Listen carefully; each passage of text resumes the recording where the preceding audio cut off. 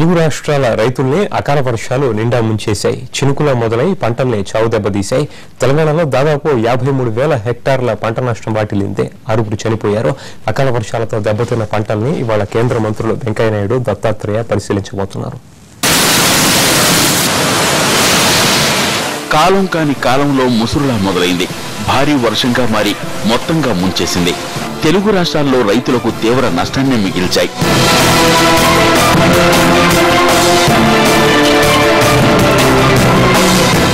ఎండాకాలంలో ఎప్పుడూ లేనంతగా ఈసారి వర్షాలు దంచికొట్టాయి. సాధారణంగా ఏప్రిల్లో 12 మిల్లీమీటర్ల వర్షపాతమే ఎక్కువ. కానీ ఈసారి ఏకంగా 55 మిల్లీమీటర్ల వర్షపాతం నమోదైంది. ఈ అకాల వర్షానికి ఏపీ, తెలంగాణలో భారీ నష్టమే జరిగింది. తెలంగాణలో తీవ్రత మరీ ఎక్కువగా ఉంది.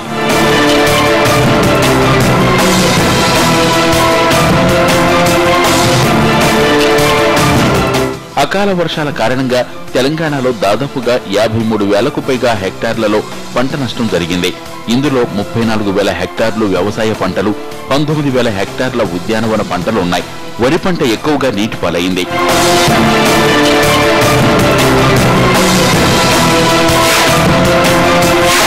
జిల్లాలో 2 రోజులుగా కురుస్తున్న వర్షాలతో 19,000కు పైగా హెక్టార్లలో పంట నష్టం జరిగింది. వడగళ్లు, ఈదురుగాలుల ధాటికి చాలా చోట్ల పండ్లు నేలరాలాయి. కోతకొచ్చిన వరి పంట నేల కొరిగింది. కూరగాయల పంటలు నాశనమయ్యాయి.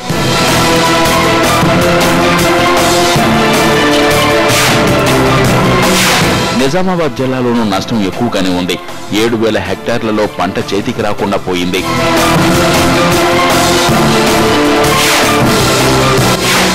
రెండు రోజులుగా కురుస్తున్న వర్షాలతో నల్గొండ జిల్లా తడిసి ముద్దగింది. జిల్లాలోని భువనగిరి, బొండాల, మోత్కూరు మండలాల్లో తీవ్రత ఎక్కువగా ఉంది. మార్కెట్లో అమ్మకానికి పెట్టిన ధాన్యం నీటిపాలైంది.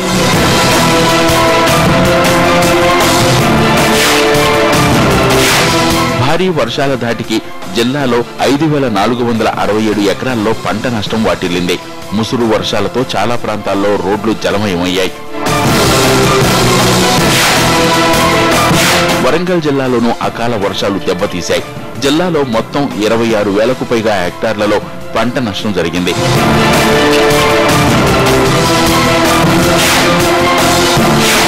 హైదరాబాద్ను అకాల వర్షాలు అతలాకుతలం చేస్తున్నాయి.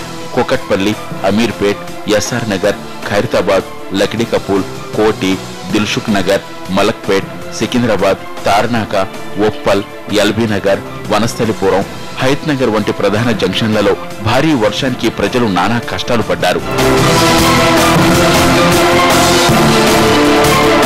అకాల వర్షాల నష్టంపై సీఎం కేసీఆర్ సచివాలయంలో అధికారులతో సమీక్ష నిర్వహించారు.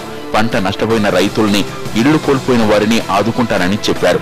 పిడుగుపాటు, వడగళ్లు, భారీ వర్షాల కారణంగా చనిపోయిన వారి కుటుంబాలకు 5 లక్షల రూపాయల చొప్పున ఆర్థిక సాయం అందించనున్నట్లు ప్రకటించారు. జిల్లాల వారీగా మృతుల వివరాలను పంపాల్సిందిగా అధికారులను ఆదేశించారు. తెలంగాణలో అకాల వర్షాలతో దెబ్బతిన్న పంటలను కేంద్ర పట్టణాభివృద్ధి శాఖ మంత్రి వెంకయ్యనాయుడు, కార్మిక శాఖ సహాయ మంత్రి దత్తాత్రేయ, వ్యవసాయ శాఖ సహాయ మంత్రి కొందారియా పరిశీలిస్తారు. ఇదిలా ఉంటే తెలంగాణలో మరో 48 గంటల పాటు వర్షాలు పడే అవకాశాలున్నాయని అంటున్నారు వాతావరణ శాఖ అధికారులు.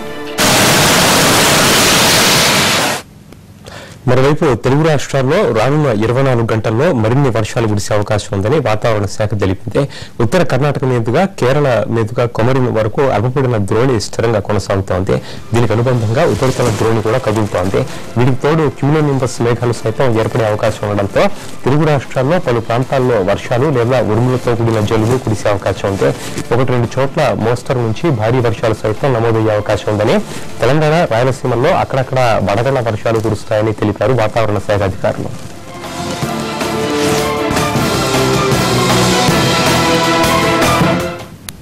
ఈ సమయంలో చిన్న బ్రేక్ తీసుకుందాం.